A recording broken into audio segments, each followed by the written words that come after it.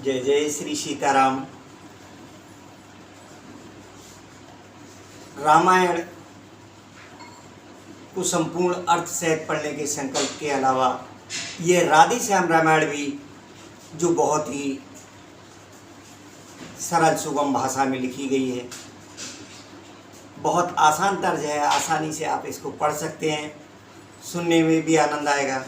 तो इसके जो राधे श्याम रामायण का ये भाग है 39वां भाग है। इससे पहले 38 भाग हम पढ़ चुके हैं, जिसमें लक्ष्मण जी द्वारा मेघनाद वध हो चुका है। और आज इस प्रसंग में रामादल में जो एक प्रसन्नता का एहसास किया जा रहा है, अनेक तरह की चर्चाएं चल रही हैं। तो रामादल में जामवंत और अंगद वगैरह सभी खुश होकर के जो अनेक तरह की चर्चाएं कर रहे हैं, उसमें एक चंद्रमा का प्रसंग आ गया है। उस चंद्रमा के प्रसंग पर पहले चर्चा होगी, उसके बाद ऐरावत वध का प्रसंग होगा। तो इस राधे श्याम रामायण का आनंद लीजिए। और भाषा, हालांकि कंठ तो बहुत अच्छा नहीं है मेरा, लेकिन राधे श्याम रामायण की अगर भाषा आपको अच्छी लगे तो इसके सभी भाग सुन करके देखना, जिसमें परशुराम लक्ष्मण संवाद जैसे जो विशेष प्रसंग हैं वो सुनने में बहुत आपको आनंददायक लगेंगे। निश्चित रूप से आपको आनंद आएगा सुनने में। तो अभी शुभारंभ करते हैं। ओम वक्रतुंड महाकाय सूर्यकोटि संप्रभा निर्विघ्नं कुरु मे देव सर्वकार्येषु सर्वदा। विघ्नेश्वराय वरदाय सुप्रियाय लंबोदराय जगलाय जगतिताय नागाननाय सुति अग्निविभूषिताय गौरीसुताय गणनाथ नमो नमस्ते।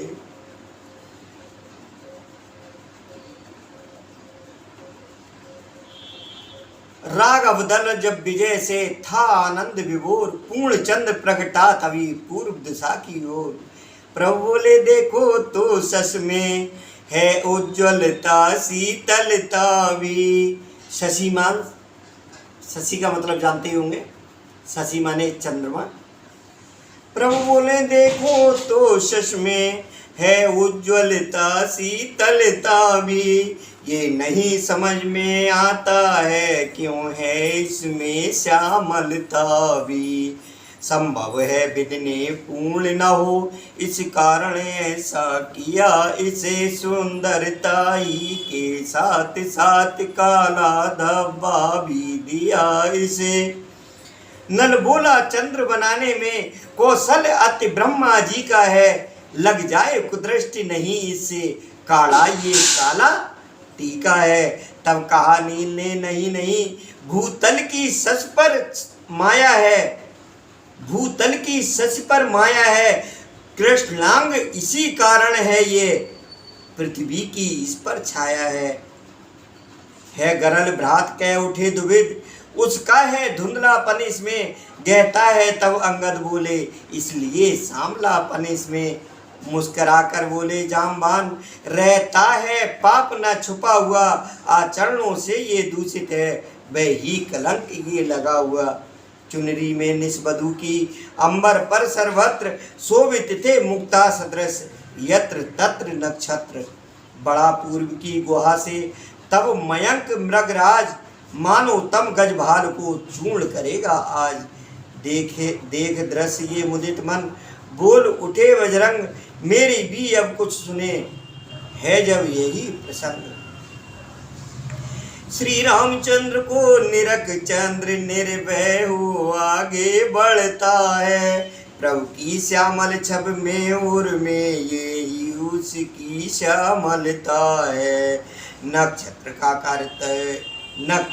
कर तेजमंद, निष्पत ज्यों नभ पर छाया है। त्यों ही असुरों को कर परास्त, रघुपति ने सुयश कमाया है।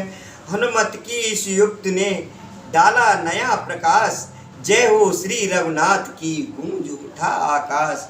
कपिदल चारों ओर था मध्य वीर हनुमान, सब मिलकर करने लगे निज प्रभु का गुणगान। क्या गुणगान करने लगे? राम कहो राम कहो राम कहो भाई रे, राम जी का नाम है सदैव हर्षदाई रे। सोते जगते हर समय रहे राम का ध्यान, तो जीवन संग्राम का जीत लिया मैदान। रावण नाम की इस तरफ थी जब गूंज अपार, राम नाम की इस तरफ जो थी रामादल में, राम नाम की इस तरफ थी जब गूंज अपार रावण के रनवास में। उधर रावण के रनवास में था तब हाहाकार, क्योंकि रावण का जो सबसे बड़ा बलशाली बेटा था मेघनाद, उसका वध हो चुका था। तो निश्चर पत ने जाकर देखा, करुणा की घटा छा रही है, बेटे के मरने से रानी जीते जी मरी जा रही है। इसमें कुछ भी संदेह नहीं, जब दुख शीश पर आता है, कितना भी धीरज वाला हो धीरज उसका छूट जाता है। फिर भी साहस कर दस्कंदर बोला, कैसा ये स्यापा है, मेरे जीते ही जी घर में इस भांत शोक क्यों व्यापा है। रोना धोना बंद करो, मैं अद्भुत शक्ति दिखाता हूँ, अपने सुत के हत्यारे से बदला संपूर्ण चुकाता हूँ। ये कहकर मठ में गया, जपा प्रकर्षण मंत्र, ऐरावण पाताल से आया खिंच पर तंत्र।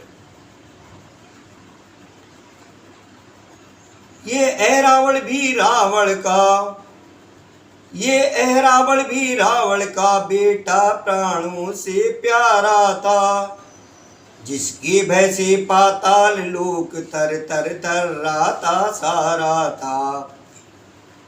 साहस में और कुशलता में बल में भी नहीं अधूरा था, देवी का परम उपासक था, निज इष्ट सिद्धि में पूरा था।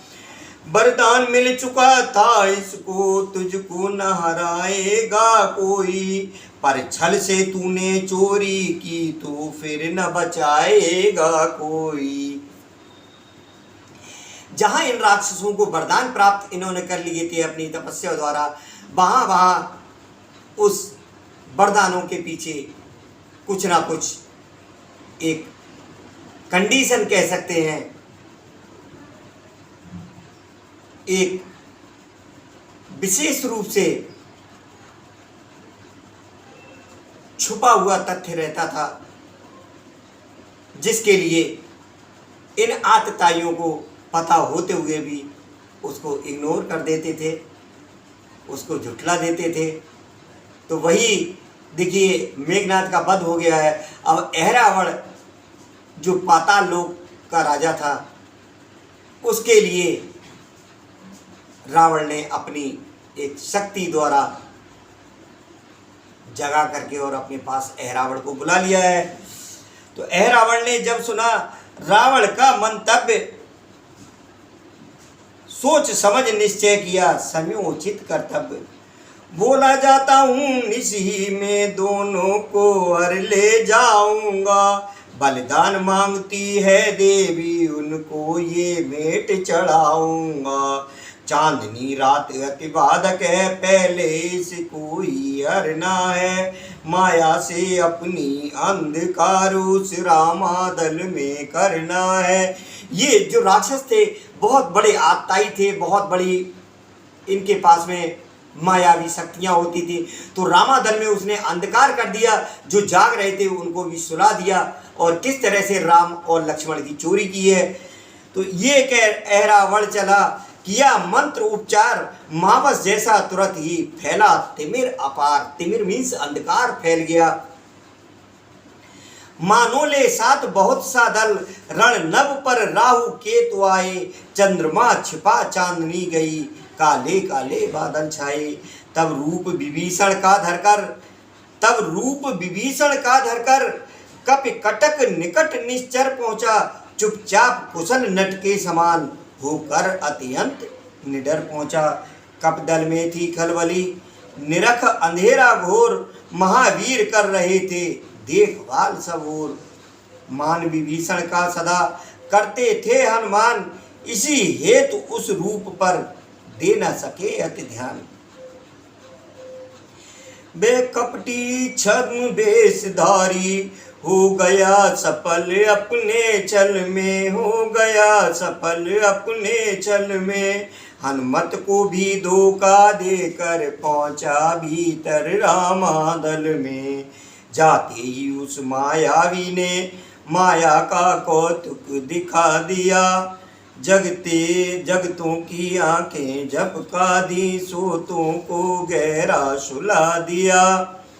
धीरे धीरे पांव धर चतुर चोर गंभीर, उसी ठोर पहुंचा जहां सोते थे रघुवीर।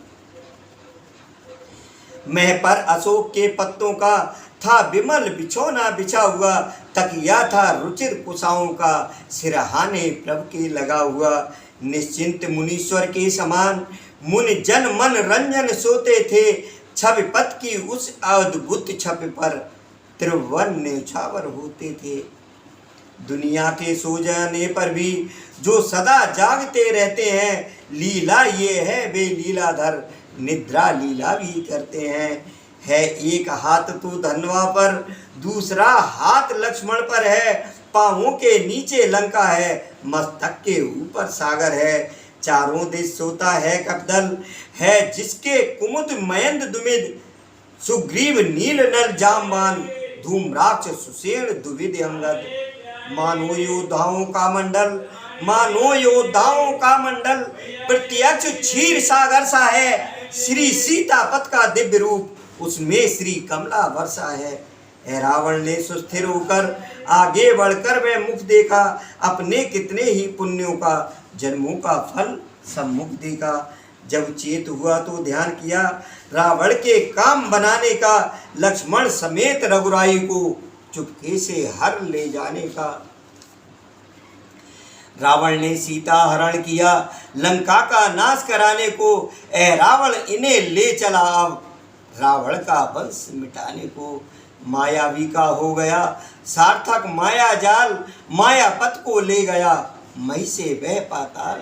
कपिदल से ज्यों ही हुआ माया कौतुक दूर, लगा दिखने सब जगह उजियाला भरपूर। अब जगने वालों ने देखा रण तो असुरों से हुआ नहीं। पर राघवेंद्र रघुराई का लक्ष्मण समेत है पता नहीं। रघुकुलपत के को जाने से सन्नाटा सा छाया दल में। मानो सब स्वयं खो गए हो इस बात विकल थे पल पल में। इस घटना से अत्यधिक जिनमें उठे विचार, वे थे प्रभु के परम प्रिय पायक पवन कुमार। सोचा ये तो है विकट बात, क्या जाने इसका छोर कहाँ। हे बहते हुए समुद्र बता, अपने प्रभु हैं किस ओर कहाँ। जिसने सीता का हरण किया, क्या उसने हरा राम को भी। निर्दयी निशाचर हत्यारा, ले भागा दया दाम को भी। ऐसा है तो सारी लंका सागर में आज बहा दूंगा। 10 मुख के 7 टुकड़े कर गीधों का ग्रास बना दूंगा। हे पामर पापी सावधान, अब ये हनुमान भयंकर है। कल तक लंका दाह की था, पर आज पूर्ण कलंकर है। फिर सोचा जिन प्रभु ने रण में उन कुंभकर्ण को मारा है। जिन लक्ष्मण ने वह मेघनाद वह इंद्रजीत संगारा है। जिनके की नाम ही केवल से मैंने लंका दहन किया। अंगद ने पांव जमाया वह खलदल का बल समन किया। उन स्वामी को किसका साहस, जो ले जाए कपमंडल से। रावण तो क्या यमराज तलक थर्राता है रामादल से। तब हमसे कुछ भूल हुई, जो इस प्रकार मुंह मोड़ गए। भक्तों को सोता छोड़ गए, दासों को रोता छोड़ गए। कुछ नहीं समझ में आता है, कुछ नहीं ध्यान में जसता है। हे राम आप ही दे प्रकाश, सेवक को नहीं सूझता है। बस इन्हीं विचारों में अपने व्याकुल अत्यंत वीरवर थे। क्या करें कहाँ जाएं, ये ही सब सोच रहे अब उस अवसर थे। इतने में आए वहां भक्त विभीषण राय, साथ साथ था और भी भाल कीस समुदाय। देख विभीषण को किया हनुमत ने सम्मान, फिर कुछ बीती रात का आया इनको ध्यान। बोले मैं जब प्रबंध में था तब आप कहीं से आए थे, उस डरावनी अंधियारी में कुछ बात नहीं कर पाए थे। मैं रहा उधर अपनी धुन में, पर आप नाथ की ओर गए, अतएव आप ही बतलाएं किस दिश से युगल किशोर गए। भक्त विभीषण चौंक कर बोले बचन तुरंत, ये क्या तुम कह रहे हो बजरंगी बलवंत। मैं आया ही कब इधर थी जब काली रात, देखा तुमने स्वप्न है या है हम की बात। चंद्रोदय के उपरांत रहा मैं तो प्रभु की सेवा में, फिर उन चरणों ही के समीप सोया कुछ गहरी निद्रा में। उस पल ये बैरिन आँख खुली जब कपिदल में कोलाहल था, सोए थे जहाँ कृपा सागर, सुना वह सब सैन्य स्थल था। हाँ अब आया समझ में क्या है ये उत्पात, कुछ संदेश सुसेन ने कहलाया था रात। रावण का बेटा है रावण, पाताल लोक से आया है, निश्चय अंधियारी का कौतिक उसने ही यहाँ रचाया है। मेरे स्वरूप में आवे ही प्रवर को उठा ले गया है, दुख भंजन को इस भांत छीन, दुख हमको दुष्ट दे गया है। तुमसे भी है वीरवर खेल गया वह चाल, पृथ्वी पर जो थे उन्हें पहुंचाया पाताल। चीत्कार कर कर बोला है पाताल, तब तो टूटा शीश पर अपने शैल विशाल। जामवान ने उसी क्षण कहा सगर्भ पुकार, उत्तर देंगे चाल का उसकी पवन कुमार। विपत पड़े पर सदा ही किया इन्होंने काम, बलदाता निर्बलों के हैं ये ही बलधाम। ये कहकर बजरंग पर दृष्टि डाल गंभीर, इस प्रकार कहने लगा फिर वह बूढ़ा वीर। जागो जागो हे रामदूत केसरी सुमन, जागो जागो हम सबकी जीवन रक्षा को, मारुत नंदन जागो जागो। रात ही रात में बूटीला लक्ष्मण को प्राण दिए तुमने, जो काम पवन कर सकता है वह पवन कुमार किए तुमने। जब जब भी दुख के अवसर पर सारा कपिदल निरुपाय हुआ, अति खिन्न हुआ अति भीत हुआ, असमर्थ हुआ असहाय हुआ, तब तब तुमने हे महावीर सब में नव जीवन डाला है। तुम वे प्रकाश हो भूतल के, जिसका रवि पर उजियाला है।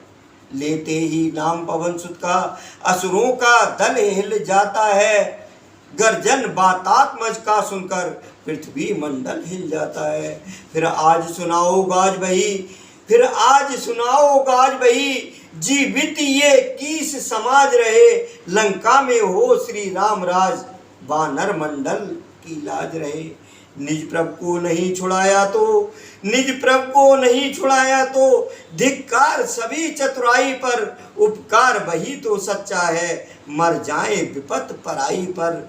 वैसे तो जीवों का जग में रहता ही गमन आगमन है, हे जीवन दान दूसरों को उनका ही जीवन है।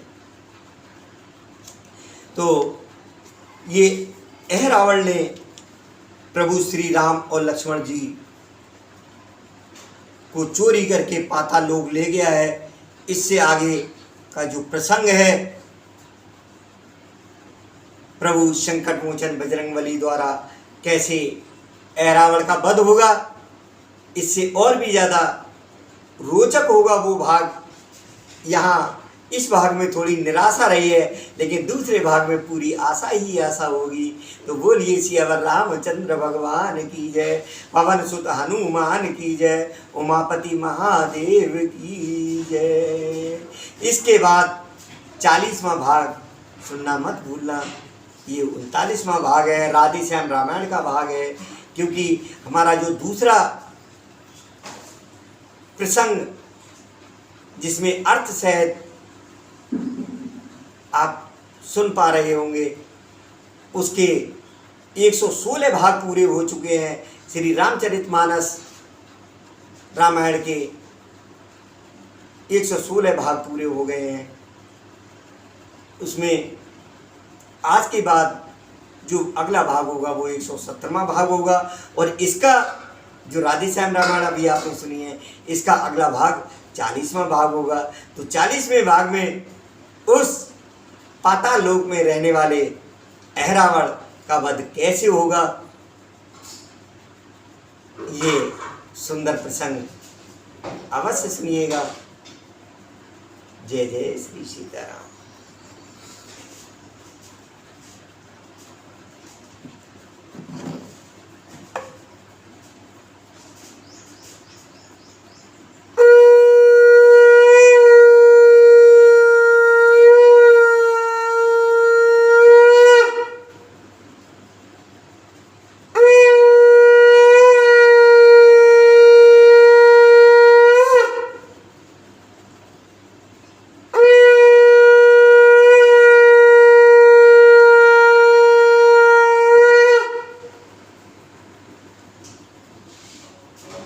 प्रभु श्री राम और संकट मोचन हनुमान जी आप सभी सुनने वालों के सारे संकटों को दूर करें, दुखों का अंत करें, खुशियां प्रदान करें। इसी के साथ पुनः जय श्री